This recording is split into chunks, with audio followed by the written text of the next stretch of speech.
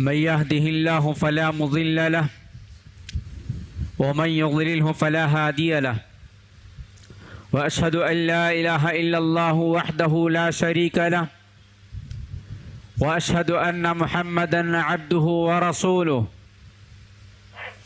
أرسله بالحق بشيرا ونذيرا وداعيا إلى الله بإذنه وسراجا منيرا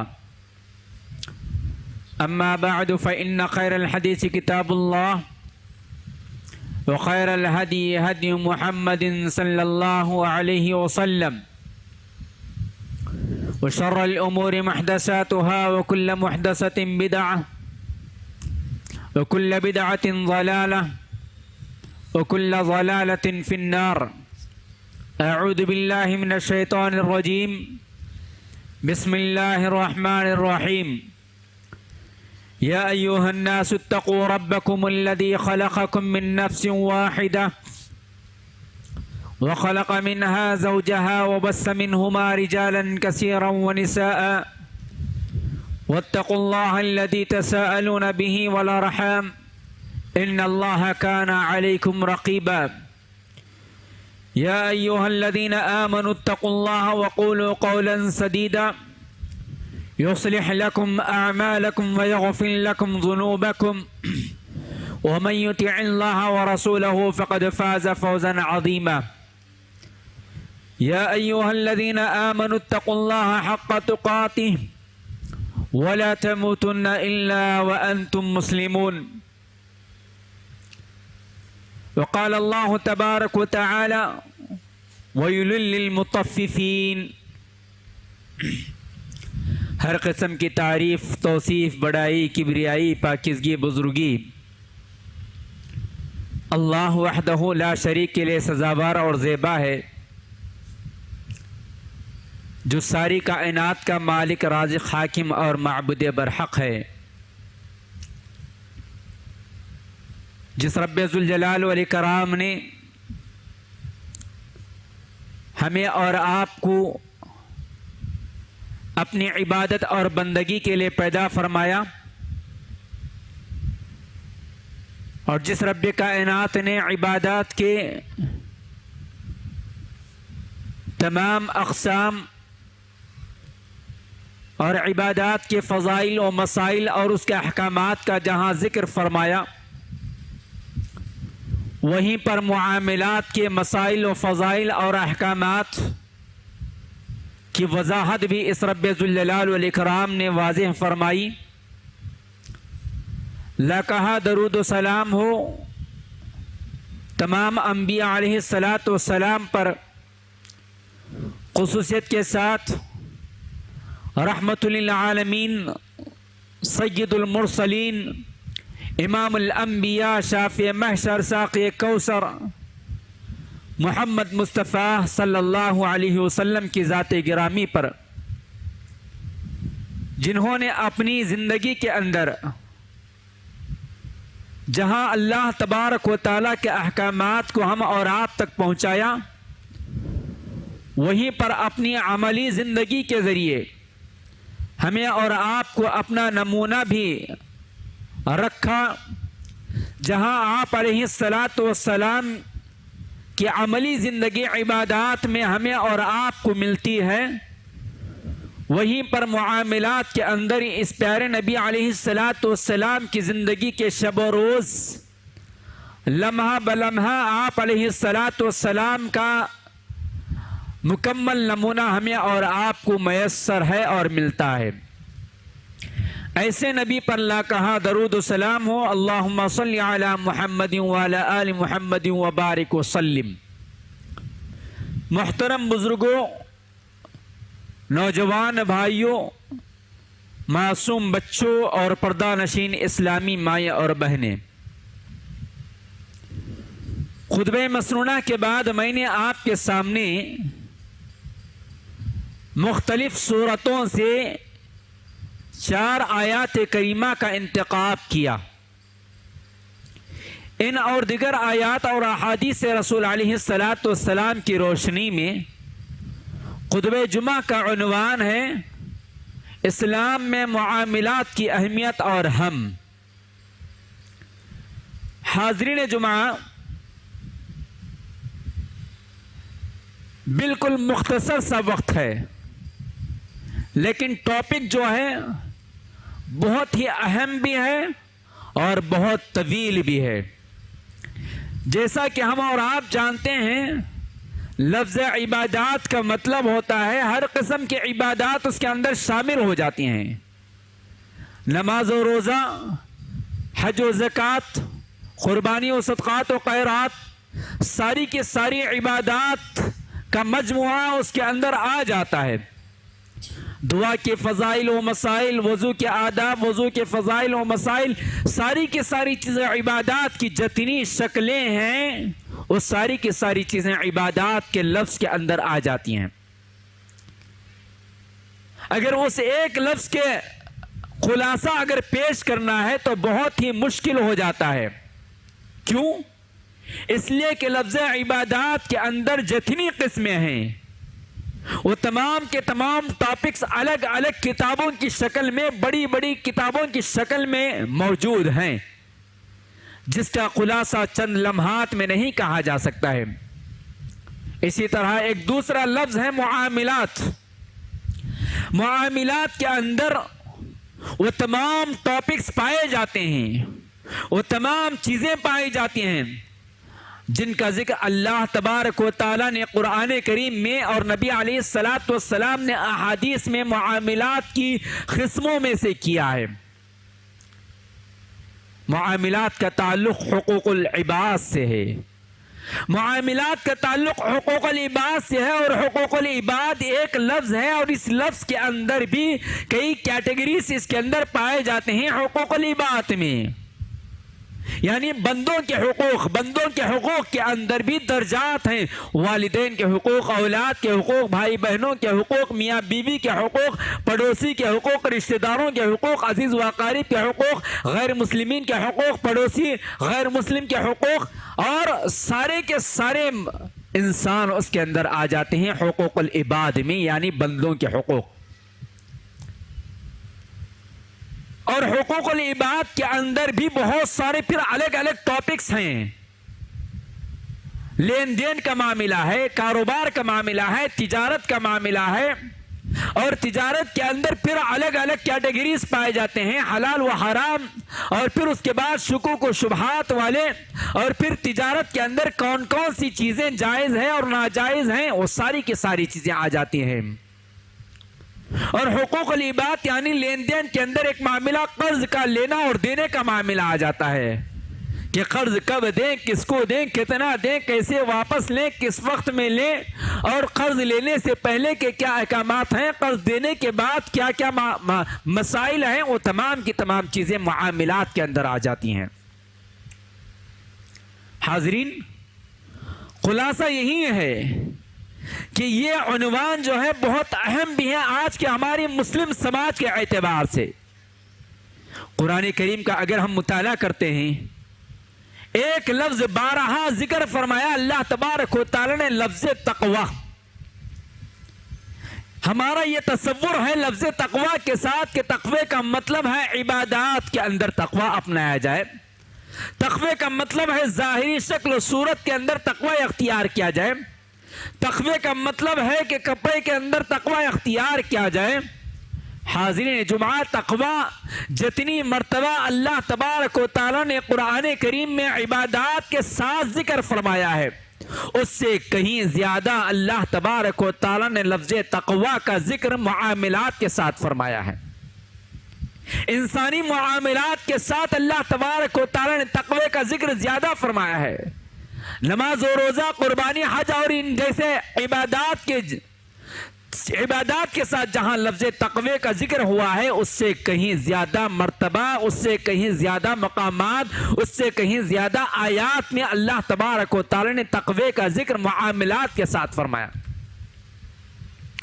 خطبہ حاجہ کے موقع پر جن 3 آیات کی تلاوت ہم اور آپ کرتے اور سنتے اور سناتے ہیں، ان 3 آیات کا اگر خلاصہ بھی اگر ہمارے سامنے ہے تو ہم اور آپ جان اور سمجھ سکتے ہیں کہ اللہ تبارک و تعالی نے معاملات کا کس قدر اللہ تبارک و تعالی نے اہتمام فرمایا اور تقوی اختیار کرنے کا حکم دیا۔ سب سے پہلے سورہ نساء کی آیت جس میں اللہ تبارک و تعالی نے 2 مرتبہ تقوی کا ذکر فرمایا، یا ایھا الناس اتقوا ربکم الذی خلقکم من نفس واحدہ، اے وہ لوگو اللہ تبارک و تعالیٰ کا تمہارے اس رب کا تقوی اختیار کرو جس نے تمہیں ایک جان سے پیدا فرمایا، ایک جوڑے سے پیدا فرمایا۔ پیدائش کا ذکر کرنے سے پہلے بھی اللہ نے ساری انسانیت سے تقوی کا ذکر فرمایا، اور پھر اس کے بعد اللہ تبارک و تعالیٰ نے اپنا تعارف کروانے کے بعد آپس کے تعلقات اور آپس کے حقوق کا ذکر فرمایا، تب بھی اللہ تبارک و تعالیٰ نے تقوی کا ذکر فرمایا۔ یا ایھا الناس اتقوا ربکم الذی خلقکم من نفس واحدہ وخلق منها زوجها وبث منهما رجالا كثيرا ونساء واتقوا اللہ الذی تساءلون به والارحام، کہ جہاں اللہ تبارک و تعالیٰ نے ہماری تخلیق کا ذکر فرمایا، اپنا تعارف کروایا، اپنا تعارف کرواتے ہوئے اللہ نے تقوی اختیار کرنے کا حکم دیا۔ تقوی کا مطلب یہ ہے کہ اللہ تعالیٰ کا ڈر، اللہ تعالیٰ کا خوف، اللہ تعالیٰ کی عظمت اور پرہیزگاری اختیار کرے، اوامر کو بجا لایا جائے، نواہی سے اجتناب کیا جائے، بچا جائے۔ ان تمام چیزوں کو اپنانے کا نام تقوی ہے، اور یہ تقوی کا ذکر اللہ معاملات کے ساتھ فرما رہے ہیں۔ اور اس کے بعد جب انسانوں کا ذکر فرمایا کہ آپس کے رشتہ داروں کا، آپس کے ایک دوسرے کے معاملات کا ذکر فرمایا، تب بھی وہاں اللہ نے تقوی اختیار کرنے کا حکم دیا۔ واتقوا اللہ الذی تساءلون به والارحام، کہ لوگوں تم اللہ تعالیٰ کا تقوی اختیار کرو، اللہ تعالیٰ کا ڈر اور خوف اپنے اندر پیدا کرو، رشتوں کے تعلق سے، رشتہ داریوں کے تعلق سے، انسانوں کے حقوق کی ادائیگی کے تعلق سے، آپس کے حقوق کی ادائیگی کے تعلق سے، رشتوں کو نبھانے کے تعلق سے، اس لیے کہ کل تم سے سوال کیا جائے گا، اس لیے کہ کل تم سے سوال کیا جائے گا، پوچھا جائے گا۔ جہاں نماز کا سوال ہوگا، جہاں حج اور عمرے کا سوال ہوگا، جہاں صوم و صلات کا سوال اللہ تبارک و تعالیٰ کریں گے، وہیں انسانیت کے حقوق کی ادائیگی اور عدم ادائیگی کا بھی سوال کیا جائے گا ہم سے۔ معاملات کے اندر کھڑے اور کھوٹے ہونے کا بھی اجر و ثواب ہمیں دیا جائے گا، معاملات کے تعلق سے بھی ہمیں کل قیامت کے دن پوچھا جائے گا، اور بسا اوقات مکافات عمل کے طور پر معاملات کے اندر اگر ہم سے کمی اور پیشی ہوئی ہے تو اسی زندگی کے اندر ہمیں اس کی سزا بھی بھگتنی پڑتی ہے۔ حاضرین، سورہ نساء کی ان آیات میں اللہ تبارک و تعالی نے تقوی کا ذکر فرمایا۔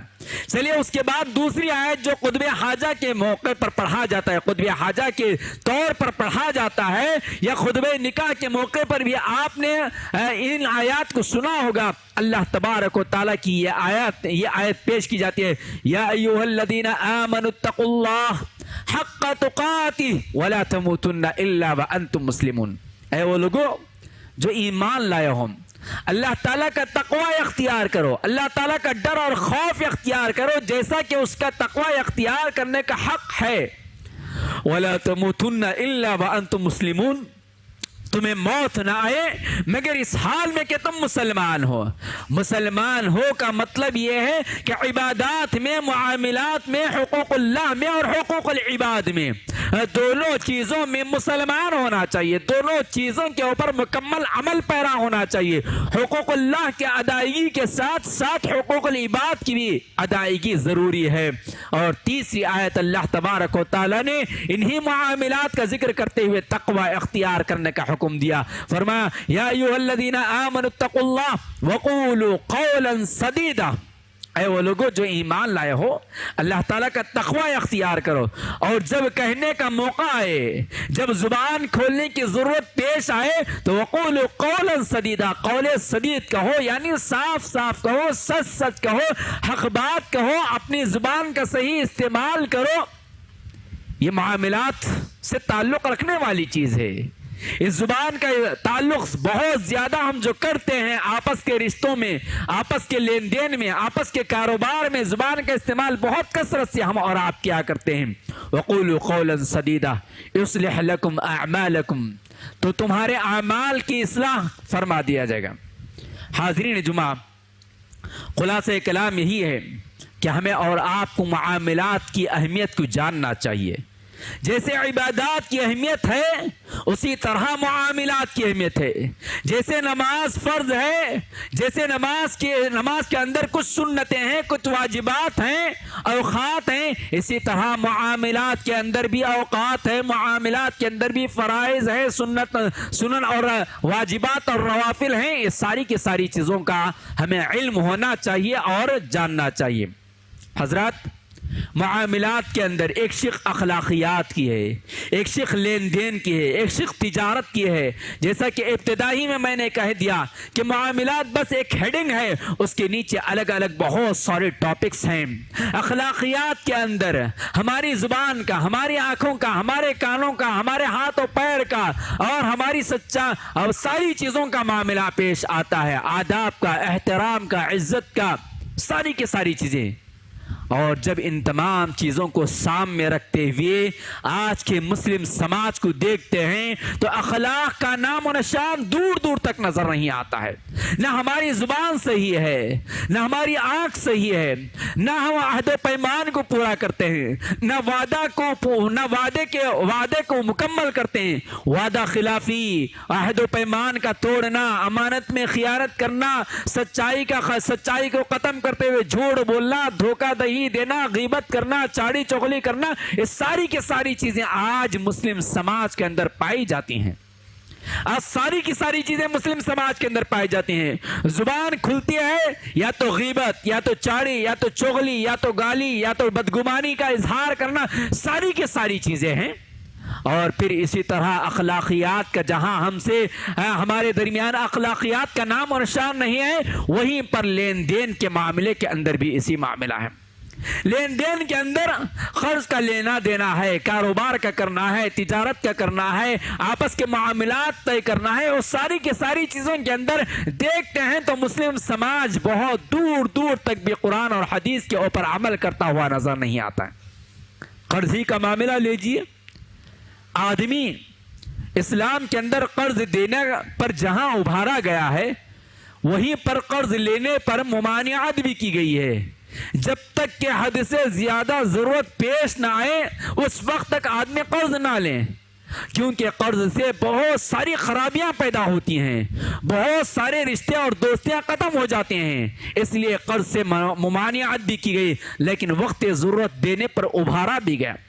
آج کے مسلم سماج میں جب ہم دیکھتے ہیں ایک سیکنڈ کے لیے رک کر تو قرض لینے سے پہلے آدمی جو ضرورت مند ہوتا ہے، جس آدمی کے پاس لینا چاہتا ہے، اس کے پیچھے پیچھے پڑتا ہے، اس کو منواتا ہے، اس کو خوش کرنے کے ہزار طریقے کرتا ہے، ہزار اپنی ضرورتیں پیش کرتا ہے، ہزار قسم کے وعدے کرتا ہے، ہزار قسم کی باتیں کرتا ہے، اور جب قرض لے لیتا ہے تو اس کا نظر آنا مشکل ہو جاتا ہے، نظر آنا مشکل ہو جاتا ہے۔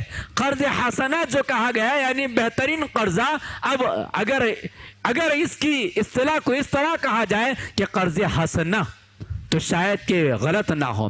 قرض لینے کے بعد جب بھی قرضدار جو ہے سامنے آ جاتا ہے، جس نے قرض دیا ہے، تو ہنس کر ٹال کر گزرنے کی کوشش کر لیتا ہے، آدمی ہنسا کر چلا جاتا ہے، اور پھر ایک ایسا وقت بھی آ جاتا ہے کہ وہ نظر ہی نہیں آتا ہے۔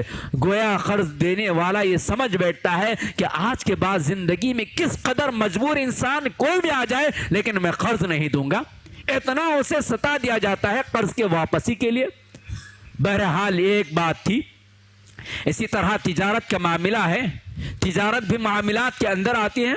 نبی صلی اللہ علیہ وسلم کے احادیث تجارت کے تعلق سے بے شمار ہیں۔ نبی صلی اللہ علیہ وسلم تجارت کی جہاں فضیلت، تجار کی جہاں اہمیت بتائی ہے، وہیں پر تاجر حضرات کو اس بات کا حکم دیا گیا ہے کہ وہ جھوٹ نہ بولیں، قسم نہ کھائیں، دھوکہ نہ دیں۔ قسم کھا کر کاروبار کرنے والے، جھوٹ بول کر کاروبار کرنے والے، لوگوں کو دھوکہ دینے والے، ڈنڈی مارنے والے، ان تمام چیزوں سے اللہ کے نبی صلی اللہ علیہ وسلم نے منع فرمایا۔ اللہ کے نبی صلی اللہ اللہ علیہ وسلم بازار میں جاتے ہیں, ایک آدمی سے پوچھتے ہیں کیا بیچ رہا ہے, بتایا, کتنی قیمت میں بیچ رہا ہے, بتایا, اور آپ صلی اللہ علیہ وسلم نے غلے کے اندر ہاتھ ڈالا تو اندر گیلا نکلا.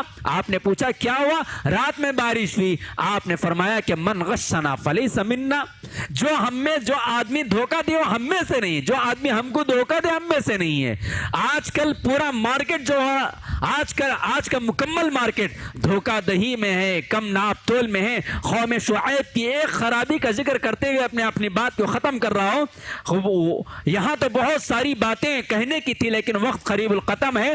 شعیب علیہ السلام کی قوم کے اندر جو برائیاں پائی جاتی تھی, اللہ تبارک و تعالی شعیب علیہ السلام کا ذکر فرماتے ہوئے اللہ تعالیٰ فرماتے ہیں سورہ ہود کے اندر, وَإِلَىٰ عَادٍ وَإِلَىٰ مَدْيَنَ أَخَاهُمْ شُعَيْبًا قال يا قوم اعبدوا الله ما لكم من إله غيره ولا تنقصوا المكيال والميزان إني أراكم بخير وإني أخاف عليكم عذاب يوم المحيط کہ اے میری قوم کے لوگوں, اللہ کے علاوہ کسی اور کی بندگی نہ کرو, وہی معبود برحق ہے. اور اس کے بعد شعیب علیہ السلام اپنے قوم سے کہتے ہیں, کیا کہتے ہیں, اے میرے قوم کے لوگوں, تم ناپ تول میں جو ڈنڈی مار رہے ہو, جو دھوکہ دے رہے ہو, جو ناپ تول میں کمی کر رہے ہو, اس سے باز آ جاؤ, اس سے باز آ جاؤ. قرآن کی ایک اور آیت میں نے آپ کے سامنے پیش کی, سورۃ المطففین کی. اللہ تبارک و تعالی نے فرمایا ویل للمطففین, بربادی ہے, ویل ہے ان لوگوں کے لیے. اور اس کے بعد اللہ تبارک و تعالی نے آگے کی آیت میں ذکر کرتے ہوئے فرمایا کہ وہ لوگ جو ناپ تول میں کمی کرتے ہیں, ناپ تول میں جو کمی کرتے ہیں, وَإِذَا كَالُوهُمْ أَوْ وَزَنُوهُمْ يُخْسِرُونَ, کہ جو ناپ تول میں کمی کرتے ہیں ان کے لیے بربادی ہے, ویل ہے, ہلاکت ہے. ہم اور آپ جانتے ہیں جہنم میں چلے جانے کے بعد جہنمی سے سوال کیا جائے گا, جہنمی سے سوال کیا جائے گا, تو ایک جہنمی جواب دیتے ہوئے کہے گا قالوا لم نكن من المصلين ولم نكن نطعم المسكين وكنا نخوض مع القائضين, کہ ہم نماز نہیں پڑھا کرتے تھے, ہم بھوکوں کو کھانا نہیں کھلایا کرتے تھے, ہم بیکار کی گپ شپ کرنے والوں کے ساتھ بیٹھا کرتے تھے. گویا ہمیں اور آپ کو معلوم ہونا چاہیے کہ قرآن کریم کے اندر معاملات کے اوپر بھی بہت زیادہ اہمیت بتائی گئی ہے, بہت زیادہ ابھارا گیا ہے. تجارت کے اندر, کاروبار کے اندر, قرض لینے اور دینے کے اندر, ایک دوسرے کے حقوق کی ادائیگی کے اندر, ایک دوسرے کے مال کی حفاظت کے اندر آج جتنی خرابیاں پائی جا رہی ہیں یہ سب کے سب معاملات کے ہیں. ایک دوسرے کے حقوق کو ہم اور آپ غصب کر رہے ہیں. بھائی بہن کا حصہ مار رہا ہے, بہن بھائی کا حصہ مار رہی ہے, چاچا بھتیجے کا حصہ غائب کر رہا ہے, بھتیجا چاچا کا حصہ غائب کر رہا ہے, بہن بھائی کا حصہ غائب کر رہی ہے. لہٰذا ساری کی ساری چیزوں سے ہمیں اور آپ کو بچنا چاہیے. آخری حدیث ہے, اللہ کے نبی صلی اللہ علیہ وسلم فرماتے ہیں, آپ صلی اللہ علیہ وسلم کی اس حدیث کو حضرت ابو ہریرہ رضی اللہ تعالی عنہ روایت فرماتے ہیں. اس حدیث کو آپ غور سے سن لیجئے اور اس کے بعد ہمیں اور آپ کو اپنے اپنے معاملات کا جائزہ لینا بہت آسان ہو جائے گا. حضرت ابو ہریرہ کہتے ہیں ان رسول اللہ صلی اللہ علیہ وسلم قال اتدرون من المفلس, رسول اللہ صلی اللہ علیہ وسلم نے فرمایا صحابہ سے اتدرون من المفلس, کہ تم میں سے کوئی جانتا ہے کہ مفلس کون ہے؟ صحابہ نے کہا قالوا المفلس فینا من لا درہم له ولا متاع, ہم مفلس اس آدمی کو سمجھتے ہیں جس کے پاس کوئی درہم و دینار نہیں, کوئی مال و متاع نہیں ہے. آپ صلی اللہ علیہ وسلم نے فرمایا فقال ان المفلس من امتی من یاتی یوم القیامہ, میری امت کا مفلس فقیر لاچار آدمی وہ ہے جو قیامت کے دن آتا ہے.